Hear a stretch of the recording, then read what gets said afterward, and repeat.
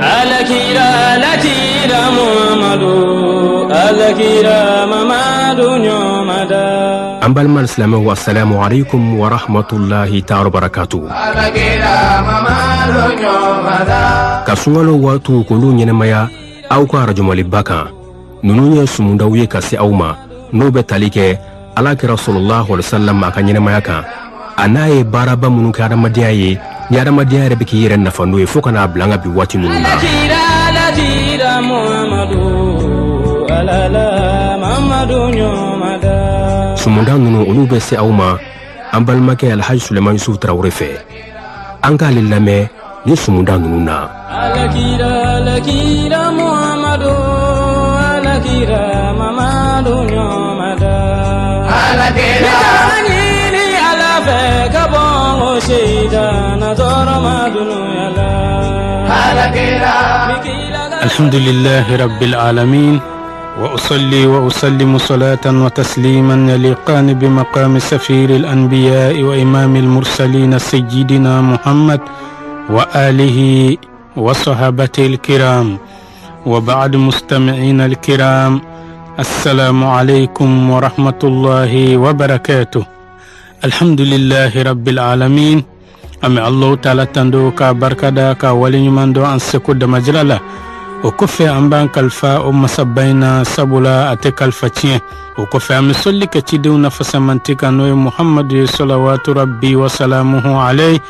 أمي الله تعالى دلي على كان نفنا هرمي جين أن الآخرة أمي الله تعالى دلي لمنيا أن السطراني غرجي نيوما على كادي أنا أمبادين سلامو بلا جليما أمي الله تعالى دلي أنا حمينا كود كولي أنا بانين على كسبب نيومان دي أمولا أمي الله تعالى دلي لباين على تاي على كاللبان كو نيومان دي أنا أمبادين سلامو بلا جليما أمي على دلي جمانا فتنة على كادوكا هيرلا الله كأنيرنو فتنة دوكا هيرلا على كاللبان كو نيومان دام بما كانا كفو لبان أرجنا كونو على كو كاني على كرا حرما كما صلاة بركة كما صلي على محمد ولا الحمد لله رب العالمين نيانا سجدا تأن ورناي تدم بلبلين عليك التاريخ كانوا محمد صلوات ربي وسلامه عليه ودلا دوندو وتدم بلبلين نوي على كتشيباي دمفونا سون هرما ني يلنا سانف إتا نيغونا سوروي ني جيغنا دوغوما إتا نيغونا سوروي وتدم بلبلين دوندو أسجلين بي أناك صحابة بلبلو وكلندو كالاميني أي نينغاليك صحابة نونونا nga ay nyiningali damne jonna ay nyiningali damne Abubakar Siddiq chiyatiku ka chiyatiki Sheikhul Awliya waliyu ka karamogo ikado Abubakar mi ne alakra ko ama klema delika bokoron fe kata biklebi fe ka jora danfen dokan tidiw ni nabi nyumon kofe min kafsa kateme Abubakar kan alakra nyiningali damne Abubakar la akuya Abubakar yala ebe fen jumen de fe jiena tike yin kononana munde kadi jiena tike yin kononana Abubakar Siddiq ay alakra jabi sallallahu alayhi wa sallam akoy kado alakra jiena kono ne be fen sabadoron de fe a fen folo odi wati bene Abubakar sigilen kato alakra nyakun klenala wati be neka ke alakra koro ko ode kadne kateme fem beka aflana wati be neka tukan sigi ka alakra laje ode la Abubakar kumba sigi abi alakra laje sabula alakra dan fem minye ni be ka laje 8h 9h ba sur anyana kateme oka 10h ibi yere nyininga yala na kunyebe chemina 9h eske nindunwa 11h oba sur do farala anya ana noroka kuma ni sigi be ka jenya ale be jeye do be fara anyaka Abubakar kuma alakra lajaba laje alakra laje ko jugu Abubakar fe fo Abubakar alakra bumoshi jeman jate o ya suro shije ta ani kononton de be alakra bumoshila aslamuni lajaleda odela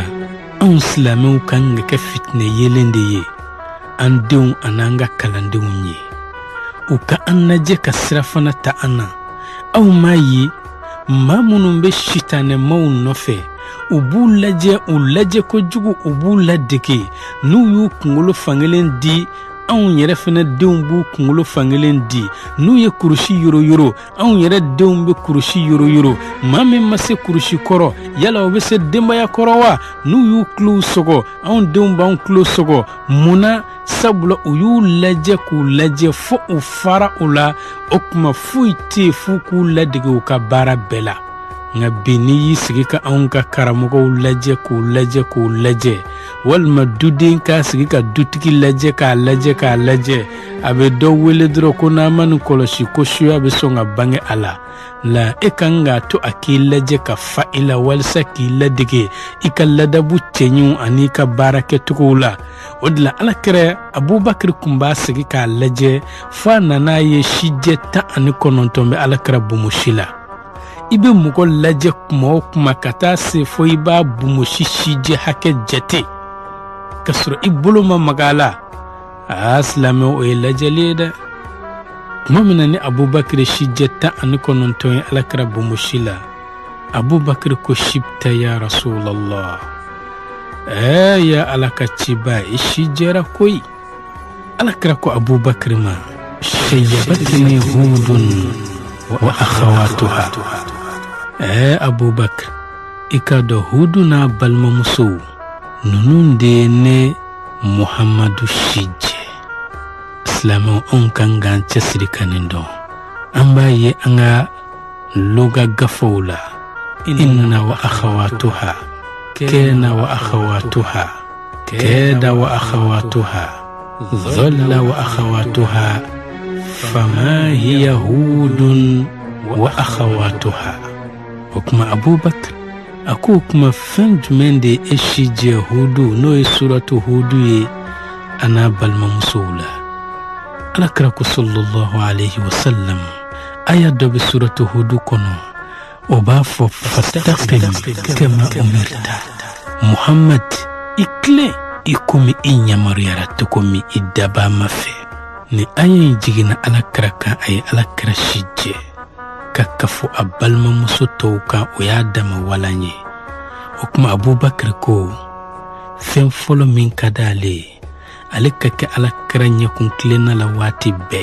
ale ka kɛ alakira kɛrɛfɛ kuma bɛɛ filanan min ka d'ale ale ka to k'a sigi ka Muhammadu ɲɛda barikama in lajɛ walisa k'a yɛrɛ kun charge alakira la walisa ka alakira jogow ta walisa k'a ladabuw ta k'a filɛlitogow ladege k'a kumatogow ladege k'a taamatogow ladege a ko sabanan min ka d'ale ka to k'a ka nafolo nafa ka tɛ alakira la fi sabilillah o de la alakira sallallahu alayhi wa sallam a ka hijira senfɛ Abubakar Siddiq i k'a dɔn nafolo min kun b'a bolo a bɛɛ lajɛlen kun bɛ bɛn dirhamu 600 ma a ye dirhamu 600 in ta a nana di alakira ma a ko i yɛrɛ kun dɛmɛ ni nin ye fi sabilillah nin don y'a sɔrɔ Abubakar fa ma silamɛya fa in ye Abubakar denmuso wele n'o ye Asma'u ye a ko Asma'u taa i fa ka wari bila yɔrɔ lajɛ n b'a dɔn cɛ min don a karilen don k'a ka nafolo bɛɛ di Muhammadu ma Asma'u taara lajɛ denw man kan ni nin ye e den ni ne den ye kabini e yɛrɛ ma ci fɔ a b'a fɔ ko buwa taara ni wari bɛɛ ye Asma'u ye mun kɛ sabula nin don y'a sɔrɔ Abubakar fa a ɲɛ tɛ yeli kɛ ka ɲa o kuma a taara bɛlɛkisɛw de tɔmɔ minnu mankan ni wari mankan ka surun ɲɔgɔn na ni k'o kɛ ka bɔrɔ fa ka n'o yuguyugu Abubakar fa ɲɛkɔrɔ a ko an ka nafolo dafalen bɛ yan i denkɛ ma taa ni foyi ye a la n'o ye ne fa ye o kuma nin de kun ye Abubakar ka tabi'a ye tuma min na alakira tilara Abubakar la a ko wa anta ya Umaru Umar fɛn jumɛn de ka di e ye diɲɛnatigɛ in kɔnɔ Umar bun Khattabu fɛnɛ ko min ye Farukul A'zamu ye alakira ko cɛ min ma ko n'a y'a sɔrɔ Allahu Taala ko alikiyama jɔ don ko danfɛn bɛɛ bɛ jeni fɔ n'a bɔra cɛ kelen na ne Muhammadu b'a jigɛ o bɛ kɛ Umar bun Khattabu ye o kuma Umar bun Khattab ale fɛnɛ ko fɛn 3 de ka di ale ye diɲɛnatigɛ in kɔnɔna na o fɛn fɔlɔ o de al-amru bil ma'ruf ka maaw ɲɛmɔriya ni wale ɲuman ye walaw kana sirran hali n'o kɛra gindo de ye o kuma ka maaw su waati bɛɛ k'u ɲɛmɔriya waati bɛɛ ni k'u bila Allahu taala batoli la ni k'u bila ladabu ɲumanw na adamadenya taasira ɲuman k'u bila o la u yɛrɛ ka diɲɛlatigɛ tagasira ɲuman k'u bila o la Umar ko nin de ka di ale ye filanan min ka di ale ye o de an-nahyu anil munkar walaw kana jahara ka maaw bali ka bɔ kɔnkow la fɛn min ye haramuko ye k'u bali ka bɔ o la jɛnɛya man ɲi a y'o dabila dɔlɔmi man ɲi a y'o dabila sobiyeta man ɲi a y'o dabila kalontigɛ man ɲi a y'o dabila nanbara man ɲi a y'o dabila yurukuyuruku man ɲi a y'o dabila ɲɔgɔn kɔrɔfɔ man ɲi a y'o dabila o n'a ɲɔgɔnnaw ka mɔgɔ bali ka bɔ o la hali n'o kɛra bange ye o kuma sabanan min n'o ka di Umaru ye wa qawlul haqqi walaw kana murra ka tiɲɛ kumakan fɔ hali n'a y'a sɔrɔ a ka kunna ka tiɲɛ fɔ i ka patron ye ka tiɲɛ fɔ i ɲɛmɔgɔ ye ka tiɲɛ fɔ i ka maa ye maa minnu ye maabaw ye i bolo ka sɔrɔ i m'u joki o kuma tiɲɛ bɛ fɔ ni hakili ye a bɛ fɔ ni fɛɛrɛ ye nka i kana sɔn ka kalon tigɛ nanbara kan ko sabula karisa a kana na n ka hɛrɛ dɔ tigɛ walima karisa a bɛ tan la ko tiɲɛ fɔ hali n'a y'a sɔrɔ tiɲɛ fɔli ka kunna. رسول الله أيها المختار فينا زادنا الحب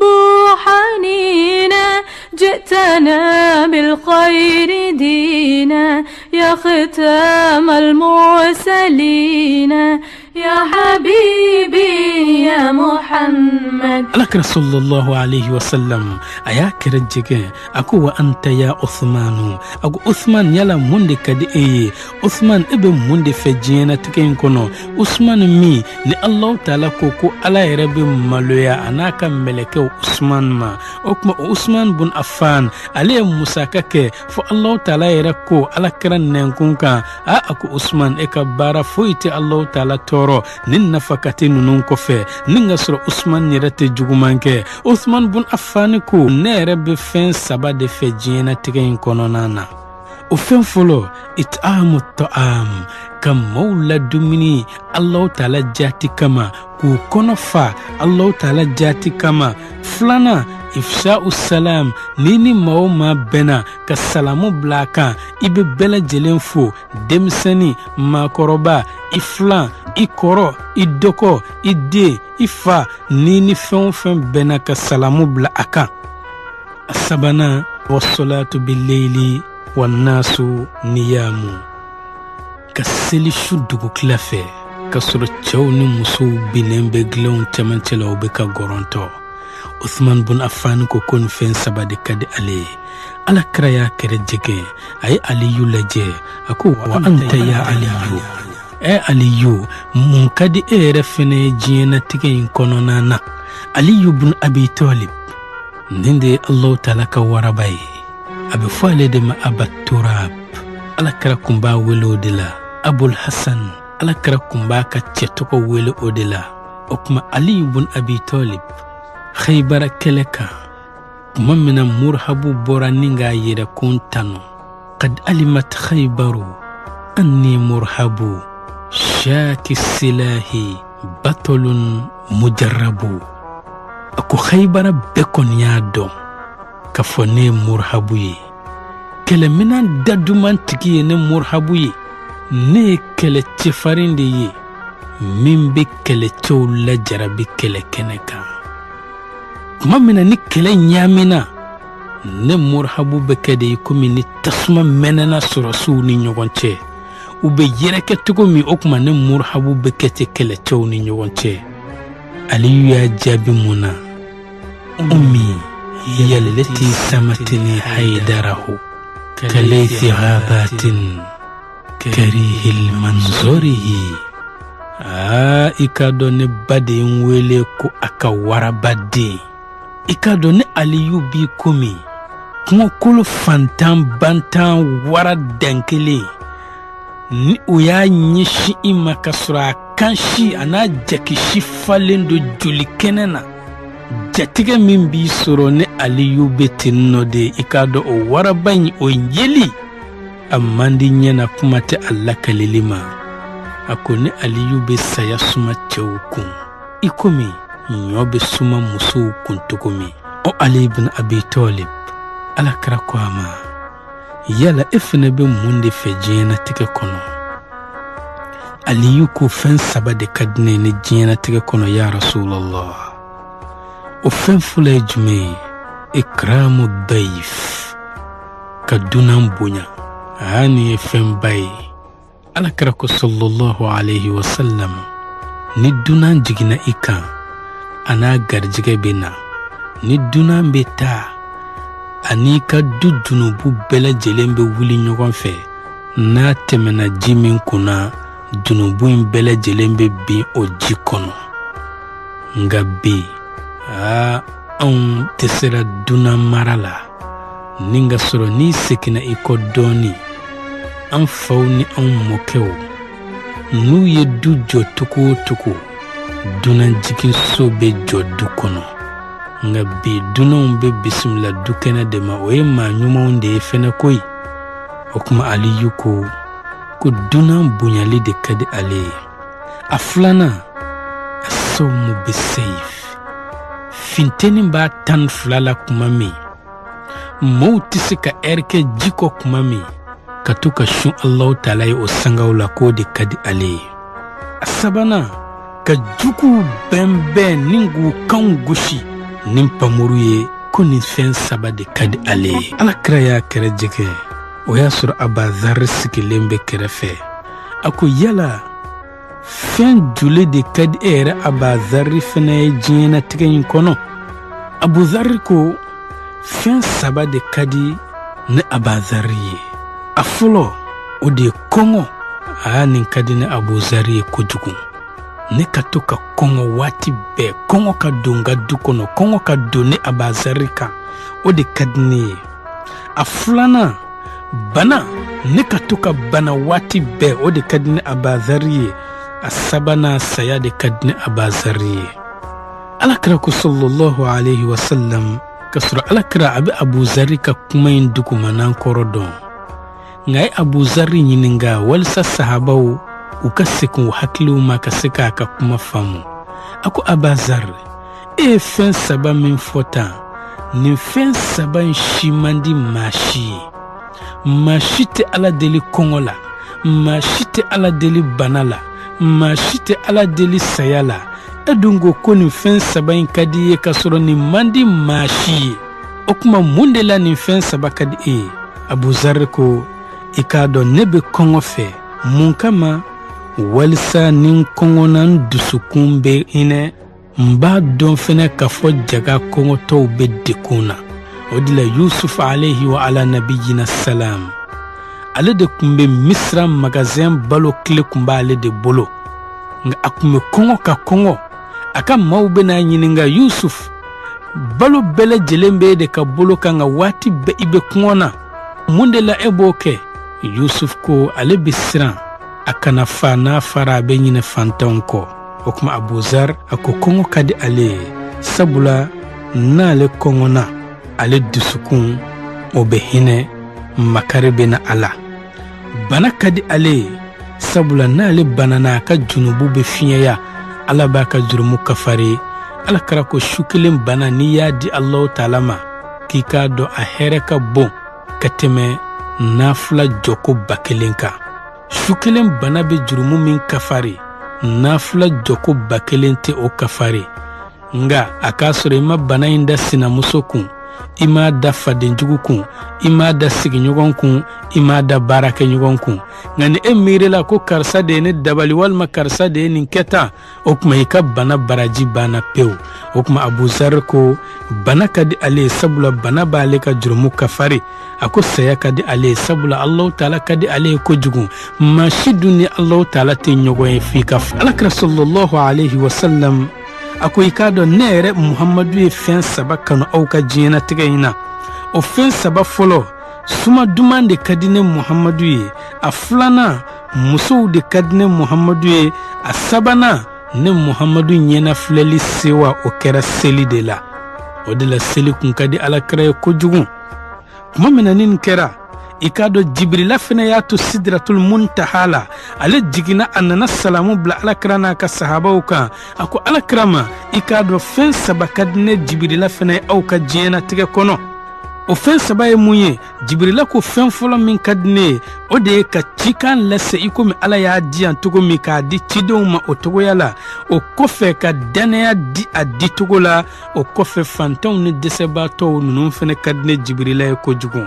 Jibrila yɛlɛna ka taa nɔ na sidratul muntaha la. Sɔɔni Jibrila tilara ka jigin tugun, Jibrila nana ko Allahu taala ko k'a ka salamu be Muhamadu n'a ka sahabaw kan ko Ala yɛrɛ ko fɛn saba ka di ale ye diɲɛnatigɛ in kɔnɔna na.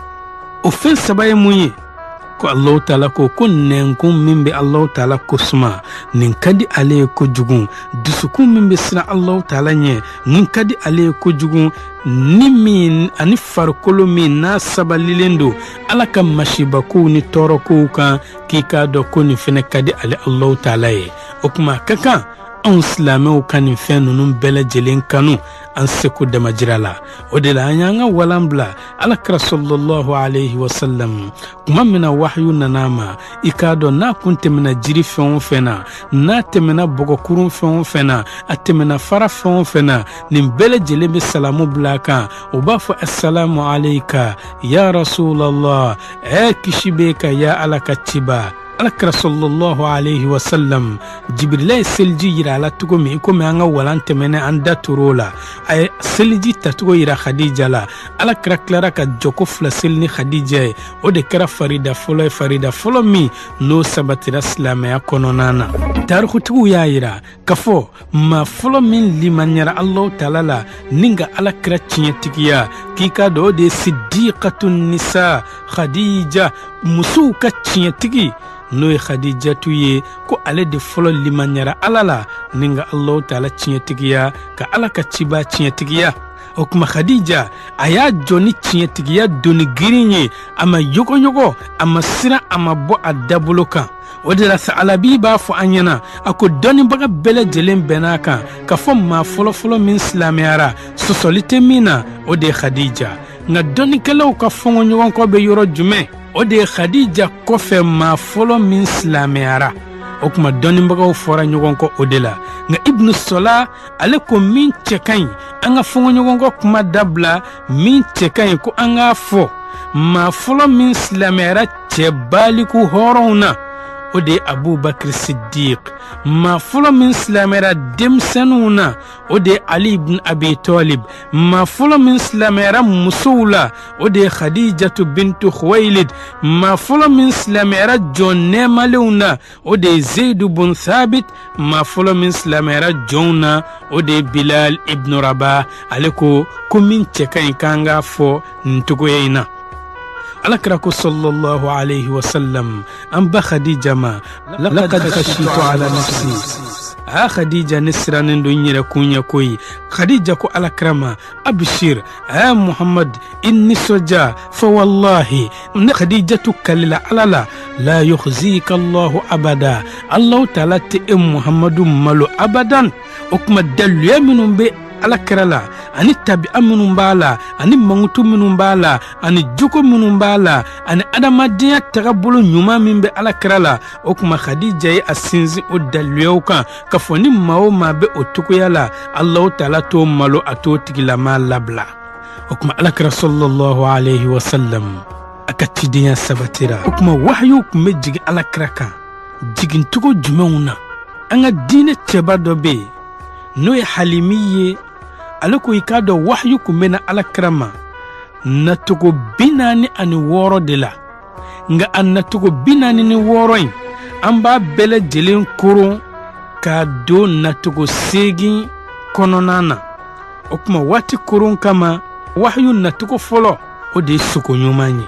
Alakira sallallahu alayhi wa sallam Bukhari b'a lakali an ye ka bɔ an ba Aisha ka hadisa la a ko fɛn fɔlɔfɔlɔ min n'o daminɛna Alakira la o de suko ɲuman ye ni alakira kun ye fɛn o fɛn suko la ni dugu jɛra o bɛ kɛ komi sɔgɔmada kɛnɛ a y'a ye cogo min a bɛ kɛ o cogoya la ni ye wahyu nacogo fɔlɔ ye o kuma a b'i komi waati korona ni Allahu taala ye sigida wɛrɛ don an garijɛgɛ la wahyu bɛna cogo min an bɛna an da don o la an bɛ Allahu taala deli ala ka sigida wɛrɛ don an garijɛgɛ la an b'a fɔ wassalamu alaikum wa rahmatullahi ta'ala wa barakatuh. Fasihu lisani mutahharul janani raufur rahimi uzunul khaira. An balima silamɛw bi sumu yi o bɛ dayani nɔ min sera an ma ka bɔ an balimakɛ Sulemani Sufu Tarawele fɛ a yɛrɛ ka telefɔni sira o ye 66 83 43 06 75 16 31 69 nin baara ninnu labɛnna ka se aw ma ORTM tɔgɔ la a balimaw fɛ Tamba Tarawele, Ibrahima Ture, Lasana Jabate, Seku Keita ani Musa Babasila. Aw k'an bɛn sini sumunda wɛrɛ la. Wassalamu alaikum wa rahmatullahi ta'ala wa barakatuh.